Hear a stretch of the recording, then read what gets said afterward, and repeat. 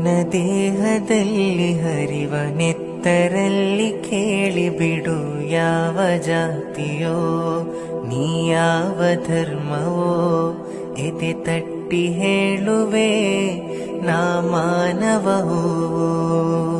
ಮನೆಯ ಭಾರವೆಲ್ಲ ಹೊತ್ತು ಪ್ರೀತಿ ಮಾತ್ರ ಬಯಸುತ್ತಿತ್ತು ಮುಗ್ಧ ಜೀವವು ಯೌವನದ ಭಾವವು.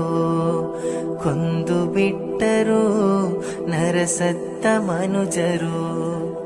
ಕನ್ನಡ ನಾಡು ಕಸ್ತೂರಿಯ ಬೀಡು ಕುದಿಯುತ್ತಾ ಇದೆ ಸುಖ ಶಾಂತಿ ಇಲ್ಲದೆ.